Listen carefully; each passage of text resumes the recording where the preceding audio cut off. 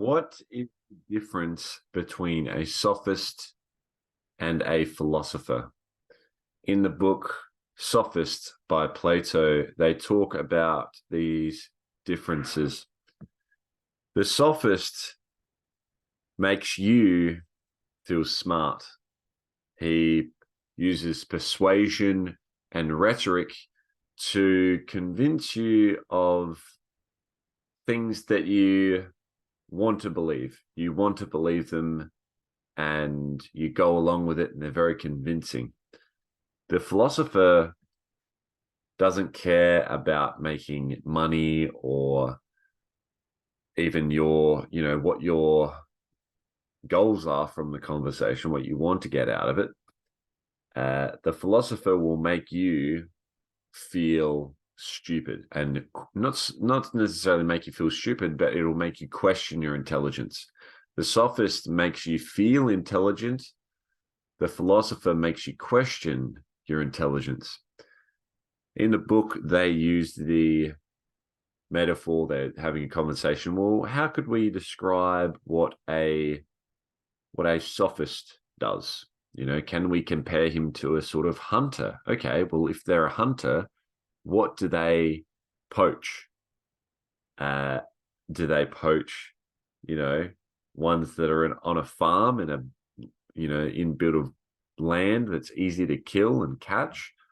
Or is the sophist more, wild and free? And they're basically saying the sophist is the type of person that goes into the locked farm cage, and that's how they do their hunting.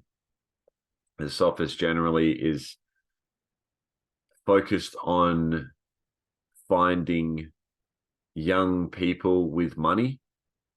The philosopher doesn't care what your age is or how much money you have. They care more about helping you with your intentions, with your, your best intentions in mind, not their intentions. So the way I relate this to society today is the difference between a motivational speaker or a politician and a truly inspiring person. So my mentor, John DeMartini, he says that he's not a motivational speaker.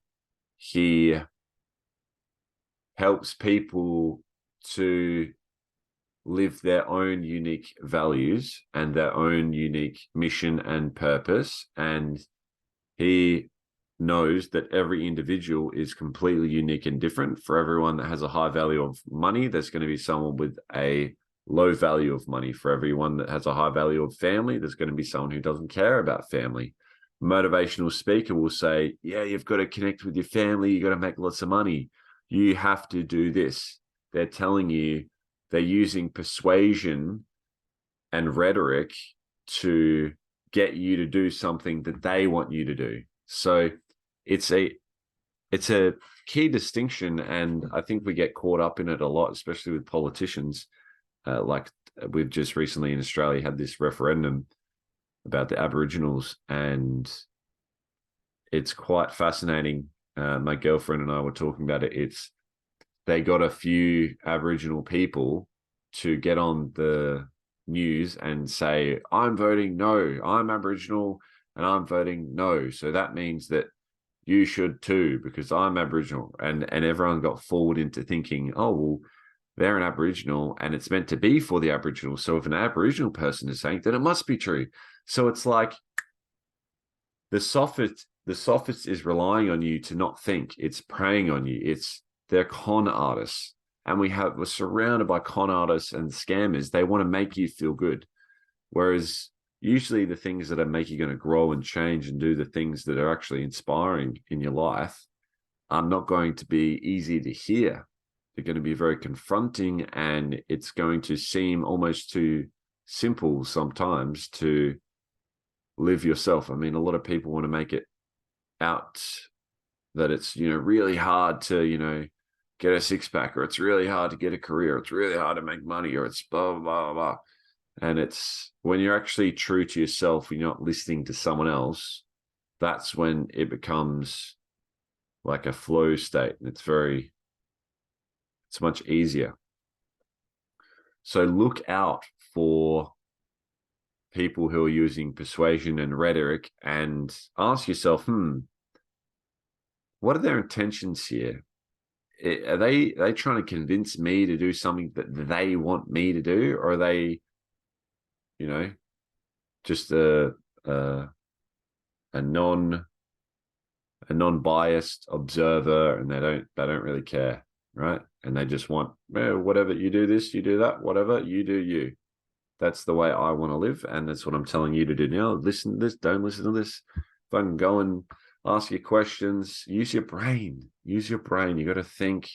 That's what this book is all about. It's, what really is the truth? What is wisdom?